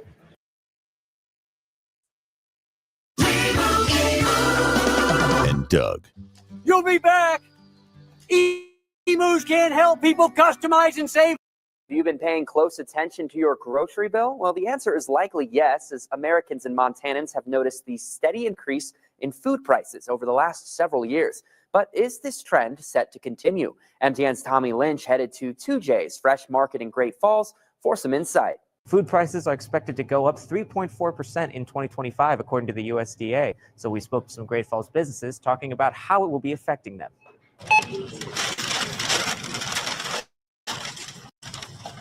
Nobody likes having to pay more for things. But for 2J's Fresh Market owner Michael Viteri, he's actually optimistic about this year's price increases. I would say this is probably more typical back, pre-COVID. Viteri found that 2J's prices are up 3.3% compared to last year, which is right in line with the USDA's national findings, although he doesn't use them for comparison. I kind of try to pay more attention in the local terms. That means word of mouth from farmers, other business owners, and the like. And he says even among uncertainty, he thinks the numbers will stay stable. It's hard to say. The tariff word has been flying around quite a lot lately, but nothing seems to me really concrete. Price increases are also happening in other food areas, as Fifth and Wine's owner Tara Tronson-Strunk has seen. We see increases every year in beer and wine for not only the retail but restaurant aspect of our business. Tronson-Strunk says the increase is minimal, but does say that weather can have an effect. She expects prices for wines from areas of California to increase in price due to the devastating fires from the past few months. Wine is only made once a year, so when they lose that, they have to make up that money somehow. For Tronson-Strunk, it's all about adapting to the current environment, which can be seen from their non-alcoholic options for the increasing number of people looking to stay sober. We've increased our inventory in those areas, but we also have created at the restaurant here a sober sips menu. This increase in food prices is relatively common and not much cause for concern. But with trade wars and potential tariffs on the horizon, it's more of a waiting game to see what happens. In Great Falls, I'm Tommy Lynch, MTN News. Have you been paying close attention to your grocery bill? Well, the answer. Damn. Okay, so what is my question is, what is Trump and them going to do about the egg prices, bro? What's the plan? 6 months from now, that's a well. long time. I mean, according to the guy right there, they say they're going to probably be about another 6 months. So, I mean, I just showed you USDA just announced their food right now. On the flip side, the gas has been down a little bit. But as I always said, they can always get away with, putting the gas up or down. If the food going up, I mean, people go eat. I mean, you can make a decision whether they ration off gas and where you going if you're not doing a driving job. But if it's food, you gotta depend on what to do. Food going up, you're still in a hell of a pickle. So, just gotta think about those things. But that's just the way it goes, bro. Unfortunately. But just want to point it out. But it is what it is, man. Like I always say, you gotta take the good with the bad. And that's that. However. Hey, let me you about to go right now? You gotta go and shit? Yeah, I'm about to go, but what you got? I was gonna play some. Well, go ahead and play it right quick. Let me play a little bit of this about the veterans, man. Okay. You know what I'm saying? All right. And I'll send you some other shit right now, but we're gonna play like 5 minutes of this shit, man. Yeah, I got you. This narrative of poor people and disenfranchised communities fighting rich people's wars. So he got a whole pass on that.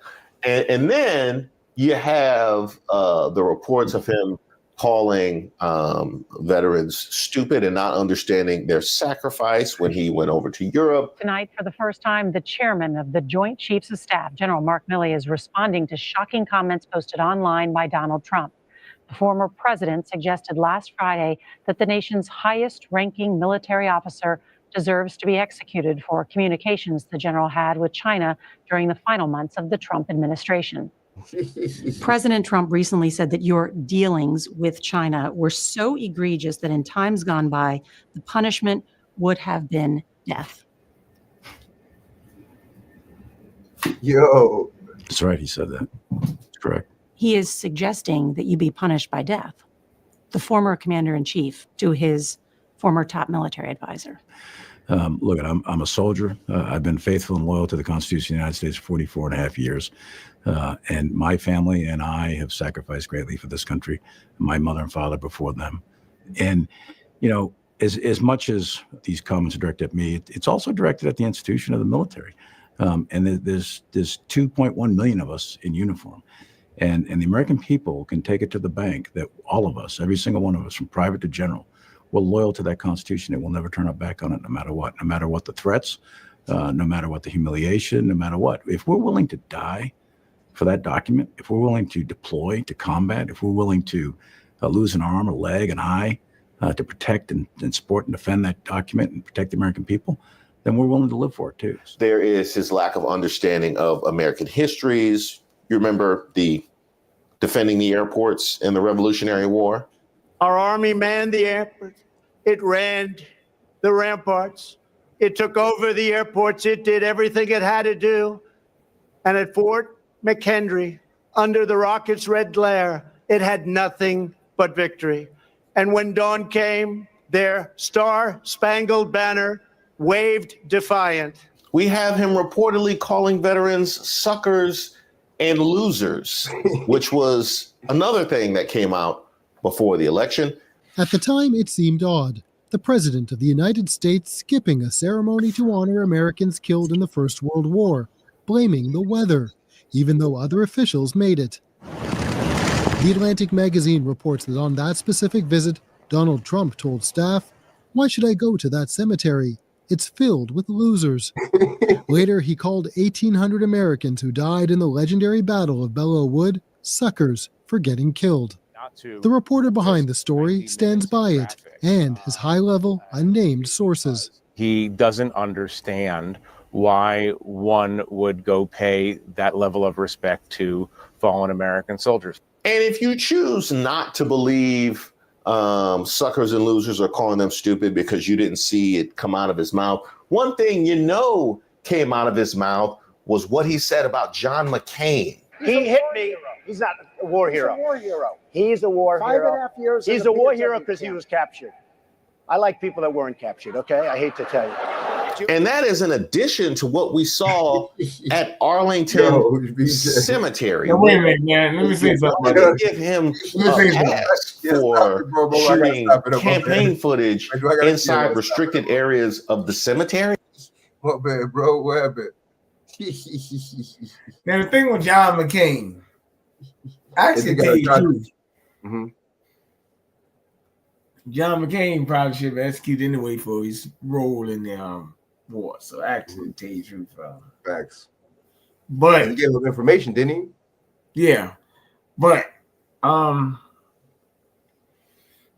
sucker loser thing, I actually heard Biden say that. But I will say this: that some veterans have been getting fired from the VA and things like that in this thing. So that actually, should be concerned. But actually, to tell you the truth, when it comes to the veterans, that's not my thing. The veterans, through all administrations, have been actually, to me, treated badly because of Facts. That's true. In the military, you got to kill if you are on duty, and also the veterans also have been radiation shots, things like that as well. So Agent Orange and all that. So veterans have always been treated badly, regardless of any statement or whatever is made. But what they say is how they treat them, right? It don't matter what they say about them, how they treat them. PTSD, so forth and like. So if you really want to talk about this video, doesn't really do justice to veterans, not because it's whether it's good or bad, it's because the veterans have always been basically they are upheld by the corporation, whether they're brainwashed or whether they want to. And that's why last week, if you realized, they had the young boy up there. What's his name? guy named Daniel, the one they brought out, like the little young boy. They say he gonna be an honorary Secret Service agent or something. Oh yeah, that was a hell of a bro. That was a psyop, bro. That was some. Yeah, I wasn't feeling that, bro. That was a hell of a psyop. Symbolism. That was some. And then he had cancer. So what are they trying to say? Black people are a cancer, bro. What was the symbolism? What was the meaning behind that, bro? There was some. I had to go back and find the video. There was some symbolism behind that shit, bro. Give me a day. Give me. No, don't give me a day. Give me a couple hours, maybe even less. I gotta go back and find the video because the guy dad was in the Oval Office, and him and Trump did the Masonic handshake.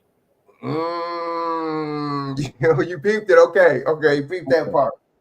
Yeah. Also, okay. I peeped the part with the kid. Was it Daniel? He did like a thing like that or something like that. It was something like that to that degree. That was a sign, bro. Right. And who randomly? And his age was number 13. His age was number 13. Who randomly? Who randomly picked? Where did they find this kid, bro? That's what I'm saying. That's why I gotta ask these questions, bro. I gotta ask these questions. That's why I be asking, like, where. And then the thing is, so see, this is the thing too, because the cops already get the death. Okay, a lot of times when you kill a cop, you're already gonna get the death penalty. A lot of times, anyway. I've heard of that before even Trump got into office, right? But at the same time, that was some symbolic psyop shit right there because they know damn well what I just said is a fact. And then two, what are you trying to say? Why you got this black kid or whatever? You look black, so you got this black kid. So what are you trying to say? Are you trying to say that? Is this some like dog whistle to white people? Like black people kill police? I don't. That's the vibe I got from it, bro. That's how I took it. I'm like, oh, this is some race shit. Okay, I see what you're doing. I didn't look at it as that.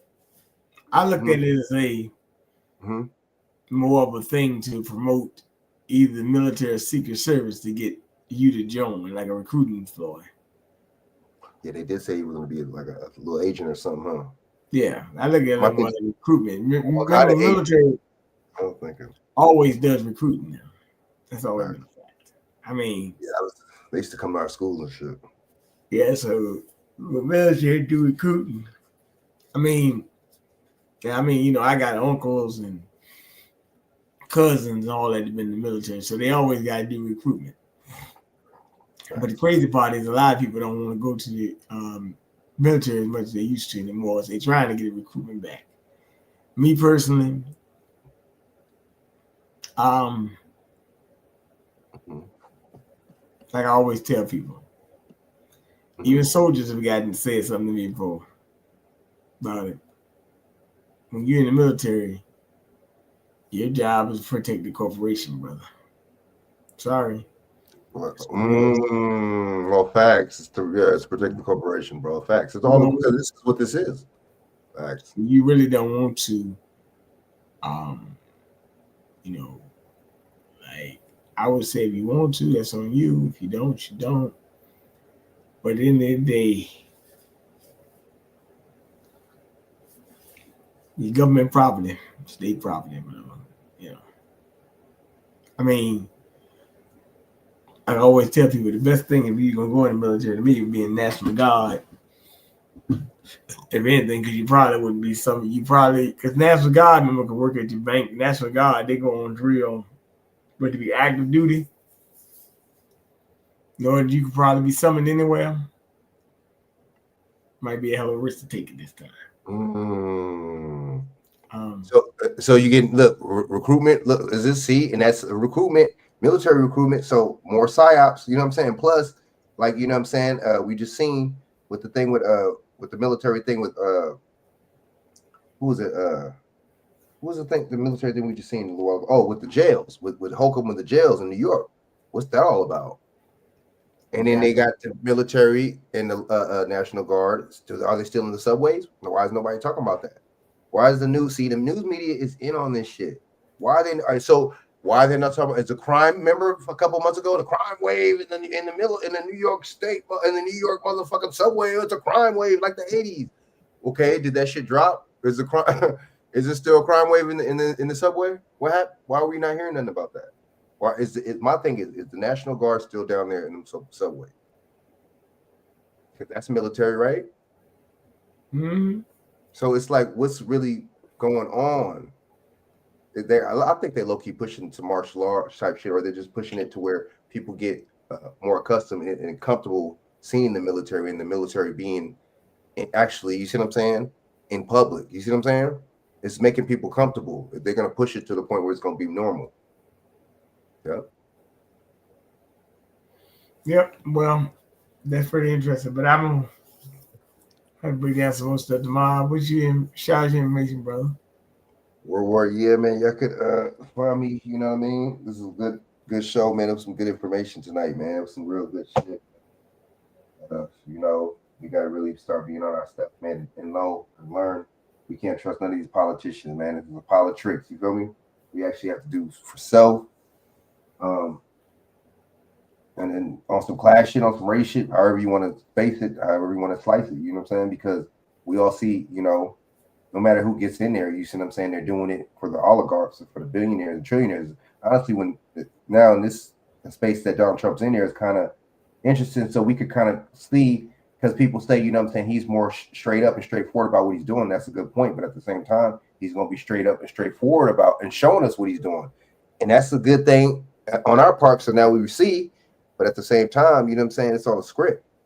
You know, we got to really see this stuff for what it is, man. These people are getting billions of dollars. Most billionaires in this cabinet. You see what I'm saying? You know what? I'm glad you said that. Mm-hmm. Because it's kind of like a truth through deception type of thing. Man, exactly. Definitely something fucking with the mind. They tell you the truth, but they running the same agenda, kind of like, in a way, like, because the plan with the AI and all that stuff, Stargate and all that, see, that's ultimate surveillance. But if you really look at it, that's only fulfilling the obligations of all these movies you saw before. Kind of like, I think you said you watching Captain America or something yesterday. Well, the movies have already gave the scoop of what they're trying to do. And that ain't got nothing to do with, well, it kind of does have something to do with them because, like I said, we pull up the IMDb's, we find out they actors. Well, guess what? The movie you watch actors, so they all act in unison for the same script. Just want to put that out. Go ahead. Man, are you right, dude? You know, so we just got to stay on it, man. These dudes, you know, you got to look at it like this. Biden had a lot of Cree people in his cabinet, right? And the seniors and stuff like that in his cabinet. Got to pay attention. And this dude has a lot of billionaires in his cabinet. So we got to be real. You see what I'm saying? And really billionaires that are Cree people. So we really got to see and just pay attention to see, man. You know what I'm saying? We got to put more hope in ourselves than into any of these politicians. You see what I'm saying? I think that's where the hope needs to lie, within ourselves. You know what I'm saying? Within the people that look like me and you, the everyday people, not these oligarchs and these billionaires. Just like to understand, you know, they want to push the Obama being a immigrant and him being from Africa. But isn't Elon Musk an immigrant from Africa? See, that's what I'm saying. We gotta stop. We have to stop with the hypocrisy. We gotta stop with that shit. Just because we think he was a better candidate, or just because we like him better than Kamala or whatever fuck, and Joe Biden, doesn't mean that this dude is the best thing since sliced bread. Wait a minute. You sent me the video months ago. That what's the difference between Kamala and him? Both of them working on behalf of Israel. You sent me that video months ago. Facts. So you would have now on her end, you would have got probably.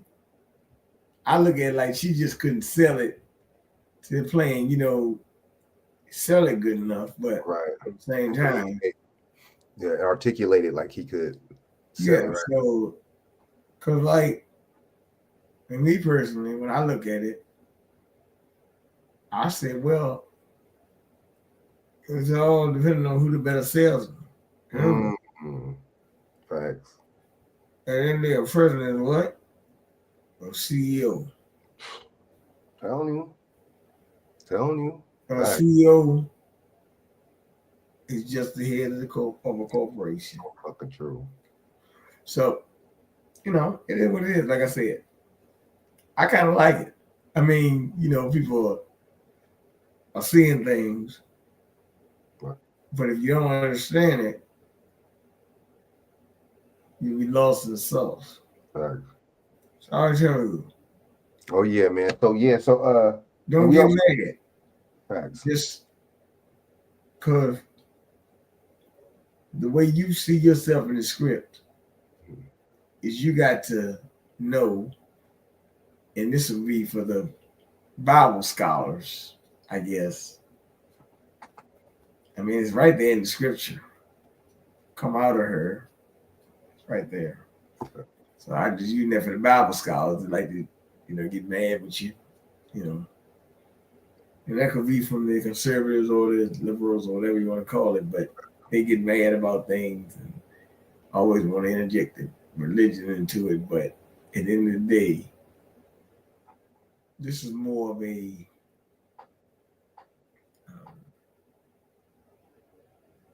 scripted prophecy.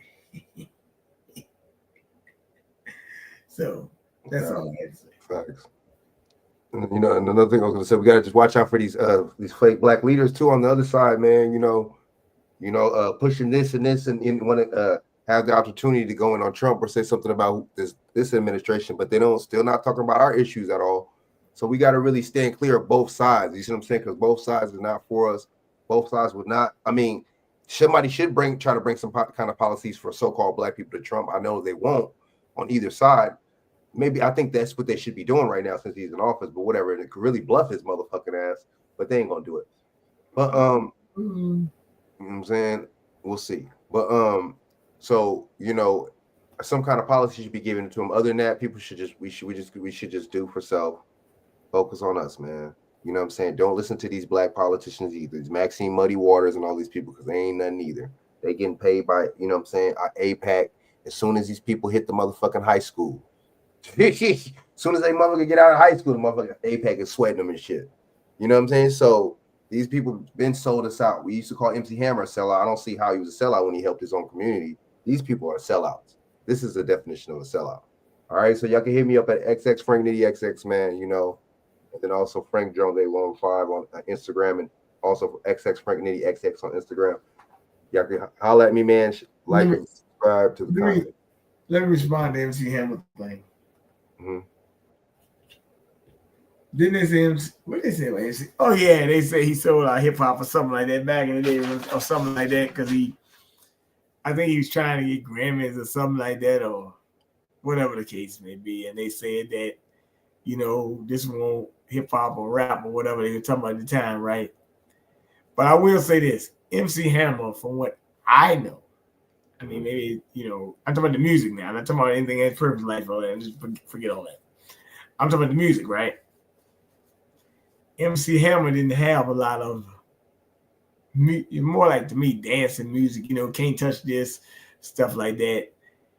He really didn't have a lot of songs that promoted the debauchery and things like that these other people do. Right. More positive music, right? Well, I mean, just more like party music to me and stuff like that. So yeah, I mean, it was what it was. I mean, of course, in party music, you might get to drinking and you might do some of those aspects that I was talking about. Right. Stuff these motherfuckers are talking about sometimes is way off the rails. I mean, you know, like, I mean, I ain't trying to be funny. I mean, you know, what's the boy name? I was up there. Jadakiss or whatever, right? What's the guy name? Even, I mean, Jay-Z to a point in the early 2000s. I mean, they might have talked about doing some hustling, something like that, but I mean, they won't, you know, all the time talking about killer nigga this, or, you know. Right. I'm just giving some examples. And I mean, I might not even be the biggest fan of Jay-Z, but I'm just telling you that we had different music at the time. Thanks. I mean, more of a balance. Like I said, you mean, of course, you had out in the end. That's everything. That's life. I mean, you got an out in the end, this, then the third. But at the same time, a lot of these rappers, they don't have no out or in. They just strictly straight with it. Like, when you listen to Section Red, you know what you're gonna get. I mean, when you listen to this one, you know what you're gonna get. I know, huh? I mean, it doesn't matter. Boss Man D-Lo, I can go on and on and on. Thanks. Even the boy I saw down there in Charlotte one time. I was saying, boy, Young Dolph. You knew what you get. He probably got killed or whatever, but I'm just saying that you knew what you're gonna get. So that's us, though. I mean, you can change the culture if you want it, but then again, come to think about it, I just thought about it. You know what? You might can't change it too much because guess what? You ain't the majority buying these records no way. Once again. But take your time, brother. All right, salute, man. Yes, sir.